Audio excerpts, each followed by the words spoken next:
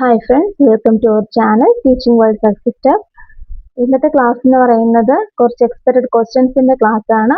അതായത് 5ാം ക്ലാസ്സിലെ 3ാമത്തെ ചാപ്റ്റർ ആയിട്ടുള്ള തൊഴിൽ വൈവിധ്യങ്ങൾ എന്ന ചാപ്റ്റർ എടുത്തിട്ടുണ്ടായിരുന്നു. അതിന്റെ വീഡിയോ ഉണ്ട്. അപ്പോൾ അതിലെ പ്രതീക്ഷിക്കുന്ന കുറച്ച് ചോദ്യങ്ങളാണ് ഇന്നത്തെ ക്ലാസ്സിൽ ചെയ്യുന്നത്. ക്ലാസ്സിലേക്ക് പോവാം. ഒന്നാമത്തെ ക്വസ്റ്റ്യൻ, അധ്യാപനം, വ്യാപാരം, ആരോഗ്യ പരിപാലനം തുടങ്ങിയ പ്രവർത്തനങ്ങൾക്ക് സാധാരണയായി എന്താണ് പ്രതിഫലമായി ലഭിക്കുന്നത്? എന്താണ്? പണം. സാമ്പത്തിക പ്രവർത്തനങ്ങളിൽ ഏർപ്പെടുത്തുന്നതിന് വ്യക്തികൾക്ക് എന്താണ് പ്രതിഫലമായി ലഭിക്കുന്നത്? സാമ്പത്തിക പ്രവർത്തനങ്ങളിൽ പങ്കെടുക്കുന്നതിന് വ്യക്തികൾക്ക് എന്താണ് പ്രതിഫലമായി ലഭിക്കുന്നത്? വരുമാനം. വ്യക്തികളുടെ പ്രധാന വരുമാന സ്രോതസ് ഏതാണ്? തൊഴിൽ. വ്യക്തികളുടെ പ്രധാനപ്പെട്ട ഒരു വരുമാന സ്രോതസ് എന്ന് പറയുന്നത് തൊഴിലാണ്. തൊഴിലിനുള്ള പ്രതിഫലം സാധാരണയായി എങ്ങനെയാണ് നൽകുന്നത്? എങ്ങനെയാണ്? വേതനം അല്ലെങ്കിൽ ശമ്പളത്തിന്റെ രൂപത്തിലാണ് പ്രതിഫലം സാധാരണയായി നൽകുന്നത്. വ്യക്തിഗത വരുമാനം. വ്യക്തിഗത വരുമാനം എന്നത് വാചകത്തിൽ എങ്ങനെ നിർവചിക്കുന്നു? എങ്ങനെയാണ്? ഒരാൾക്ക് വിവിധ സ്രോതസ്സുകളിൽ നിന്ന് ഒരു പ്രത്യേക കാലയളവിൽ ലഭിക്കുന്ന ആകെ വരുമാനത്തിന് പറയുന്ന പേരാണ് വ്യക്തിഗത വരുമാനം.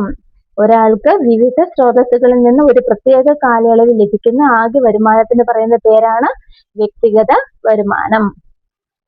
അടുത്ത ക്വസ്റ്റ്യൻ, ഇന്ത്യയിലെ ആകെ തൊഴിലാളികളുടെ എത്ര ശതമാനം കൃഷിയിലും ബന്ധപ്പെട്ട പ്രവർത്തനങ്ങളിലും ഏർപ്പെട്ടിരിക്കുന്നു? എത്രയാണ്? 46.5%. ഇത് ക്ലാസ് നമ്മൾ എടുത്ത സമയത്ത് പറഞ്ഞതാണ് അല്ലെ. ഇന്ത്യയുടെ സമ്പദ് വ്യവസ്ഥയിൽ പ്രധാന പങ്ക് വഹിക്കുന്ന മേഖല ഏതാണ്? കൃഷി. ഇന്ത്യയുടെ സമ്പദ് വ്യവസ്ഥയിൽ പ്രധാന പങ്ക് വഹിക്കുന്ന മേഖലയാണ് കൃഷി എന്ന് പറയുന്നത്.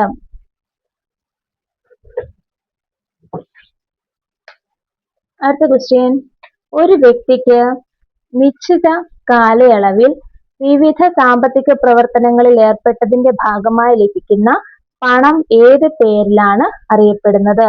ഏത് പേരിലാണ് അറിയപ്പെടുന്നത്? വരുമാനം. ഇപ്പൊ നമ്മൾ ചാപ്റ്ററിന്റെ തുടക്കത്തിൽ പറഞ്ഞ ഒരു സെന്റൻസ് ആണ്. എന്താണ് വരുമാനം? ഒരു വ്യക്തിക്ക് നിശ്ചിത കാലയളവിൽ വിവിധ സാമ്പത്തിക പ്രവർത്തനങ്ങളിൽ ഏർപ്പെട്ടതിന്റെ ഭാഗമായി ലഭിക്കുന്ന തുകയാണ് അല്ലെങ്കിൽ പണമാണ് വരുമാനം എന്ന പേരിൽ അറിയപ്പെടുന്നത്. രണ്ടാമത്തെ ക്വസ്റ്റ്യൻ, വരുമാനത്തിനായി ഒരു വ്യക്തി കായികമായോ ഭൗതികമായോ ചെയ്യുന്ന പ്രവർത്തനത്തിന് എന്ത് പറയുന്നു? എന്ത് പറയും? തൊഴിൽ എന്ന് പറയുന്നു. അപ്പൊ വരുമാനത്തിനായി കായികമായോ ഭൗതികമായോ ചെയ്യുന്ന പ്രവർത്തനമാണ് തൊഴിൽ എന്ന് പറയുന്നത്. മൂന്നാമത്തെ ക്വസ്റ്റ്യൻ, കരാർ പ്രകാരം സേവനങ്ങൾ നിർവഹിച്ചതിന് തൊഴിലുടമ തൊഴിൽ നൽകുന്ന പ്രതിഫലം മണിക്കൂറുകളുടെയോ ദിവസത്തിന്റെയോ അടിസ്ഥാനത്തിൽ നിർണയിക്കപ്പെടുന്നത് ഏത് പേരിൽ അറിയപ്പെടുന്നു? ഏത് പേരിലാണ്? കൂലി എന്ന പേരിൽ അറിയപ്പെടുന്നു. പ്രതിമാസത്തിലാണെങ്കിൽ നമ്മൾ അതിന് ശമ്പളം എന്ന് പറയുന്നു അല്ലേ. പ്രകൃതി വിഭവങ്ങൾ ഉപയോഗപ്പെടുത്തി ഭക്ഷ്യവസ്തുക്കളുടെയും നാരുകളുടെയും ഉൽപാദനത്തിനായി സസ്യങ്ങൾ വളർത്തുന്നതിനെ ഏത് തൊഴിൽ വിഭാഗത്തിലാണ് ഉൾപ്പെടുത്തുന്നത്? ഏതാണ്? സസ്യങ്ങൾ ഉപയോഗിച്ച് കാർഷിക തൊഴിൽ എന്ന വിഭാഗത്തിൽ ഉൾപ്പെടുത്താം. സ്വയം തൊഴിലാണോ? അല്ല. കാർഷികേതര തൊഴിലാണോ? അല്ല. അപ്പൊ ഏതാണ്? സേവന മേഖലയും അല്ല. അപ്പൊ ഭക്ഷ്യവസ്തുക്കളുടെയും നാരുകളുടെയും ഉൽപാദനത്തിനായി സസ്യങ്ങളെ വളർത്തുന്നതിനെ ഏത് വിഭാഗത്തിലാണ് ഉൾപ്പെടുന്നത്? കാർഷിക തൊഴിൽ വിഭാഗത്തിൽ ഉൾപ്പെടുത്തുന്നു.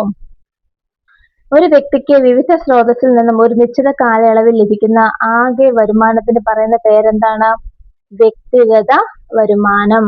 ഒരു വ്യക്തിക്ക് വിവിധ സ്രോതസ്സുകളിൽ നിന്നും ഒരു നിശ്ചിത കാലയളവിൽ ലഭിക്കുന്ന ആകെ വരുമാനമാണ് വ്യക്തിഗത വരുമാനം എന്ന് പറയുന്നത്.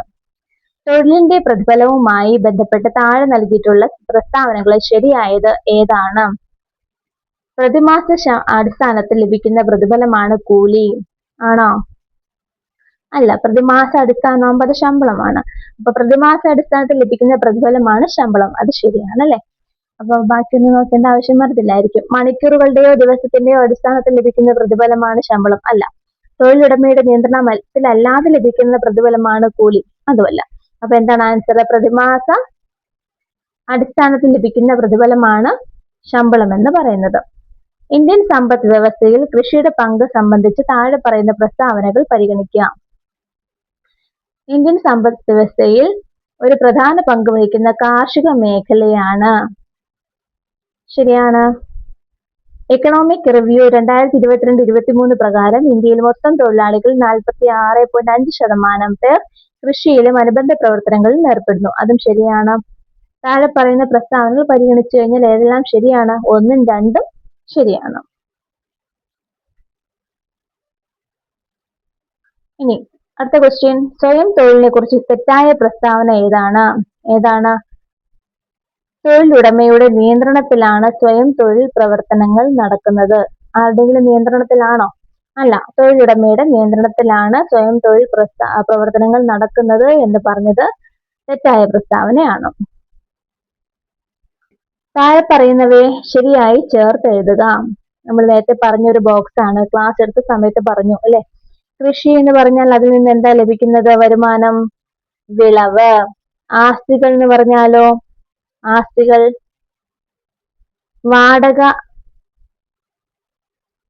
വാടക അല്ലെങ്കിൽ പാട്ടം. ബിസിനസ് ആണെങ്കിലോ? ലാഭം. തൊഴിലിനാണെങ്കിലോ? കൂലി അല്ലെങ്കിൽ ശമ്പളം.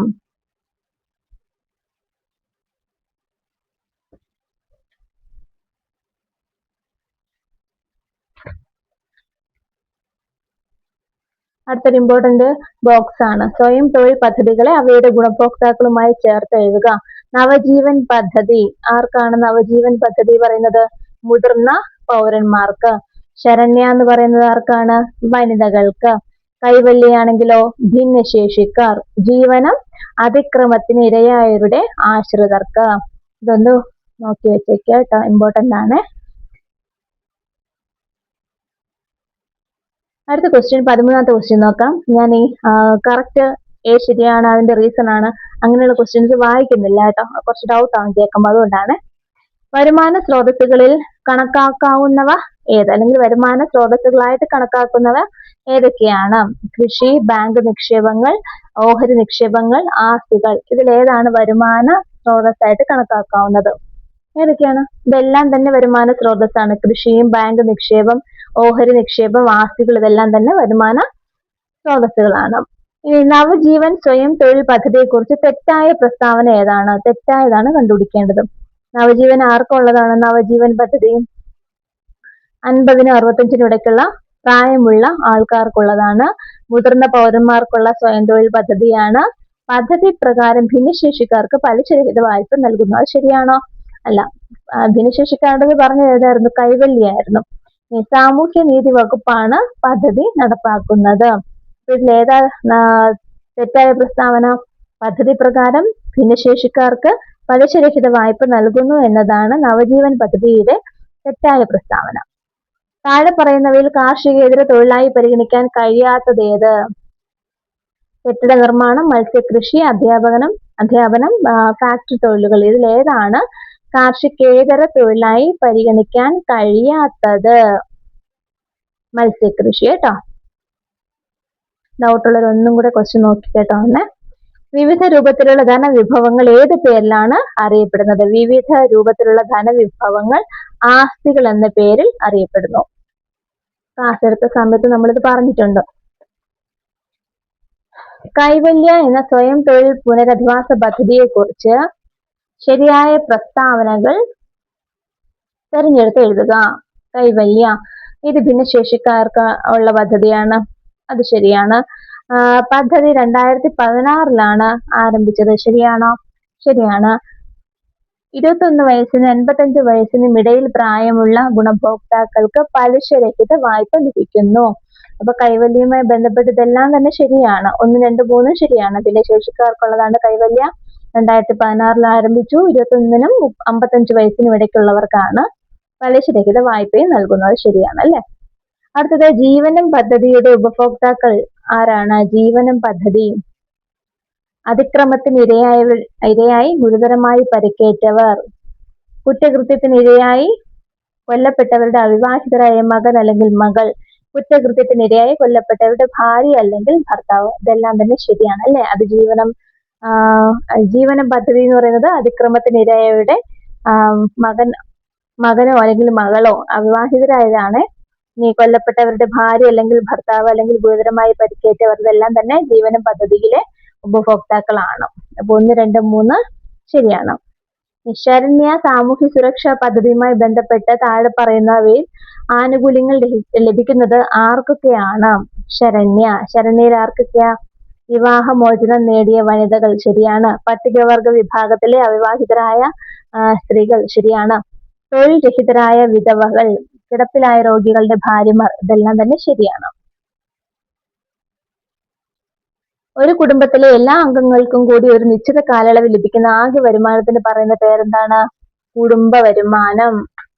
താഴെ പറയുന്നവയിൽ ഏതാണ് കാർഷികേതര തൊഴിലിന് ഉദാഹരണം അല്ലാത്തത്? കന്നുകാലി വളർത്തൽ. ബാക്കിയെല്ലാം തന്നെ കാർഷികേതര തൊഴിലാണ്. ബാങ്കിങ്, ഗതാഗതം, വസ്ത്രനിർമ്മാണം. ഒരു സ്വയം തൊഴിൽ സംരംഭകന്റെ പ്രധാന ഉത്തരവാദിത്വം എന്താണ്? തൊഴിലുടമയുടെ നിയന്ത്രണത്തിൽ പ്രവർത്തിക്കുക ആണോ? അല്ല. സംരംഭത്തിന്റെ ഉടമസ്ഥതയും തൊഴിലാളിയുടെ എല്ലാ ഉത്തരവാദിത്വവും നിർവഹിക്കാം. അത് ശരിയാണ്. സംരംഭത്തിലെ വരുമാനം മറ്റുള്ളവർക്കായി പങ്കുവയ്ക്കുക. നിക്ഷേപങ്ങൾ മാത്രം കൈകാര്യം ചെയ്യുക. അല്ല, അപ്പൊ ശരിയായിട്ടുള്ളത് ബി ആണ്. കെട്ടിടങ്ങൾ, വസ്തുവകകൾ തുടങ്ങിയവ ഏത് വിഭാഗത്തിൽ പെടുന്നു? കെട്ടിടങ്ങൾ, വസ്തുവകകൾ മുതലായവ ഏത് വിഭാഗത്തിൽ പെടുന്നു? ആസ്തികൾ എന്ന വിഭാഗത്തിൽ പെടുന്നു. ഓഹരി നിക്ഷേപ പ്രവർത്തനങ്ങളിൽ പങ്കെടുക്കുന്നതിന് വ്യക്തികൾക്ക് വരുമാനമായി ലഭിക്കുന്നത് എന്താണ്? ഓഹരി നിക്ഷേപത്തിന്റെ ഫലമായിട്ട് എന്താണ് ലഭിക്കുന്നത്? ഓഹരി നിക്ഷേപം ലാഭവിഹിതമാണ് വരുമാനമായിട്ട് ലഭിക്കുന്നത്. ഇതുപോലുള്ള ക്വസ്റ്റ്യൻസ് വരാൻ കേട്ടോ, നമ്മൾ പ്രതീക്ഷിക്കത്തില്ല.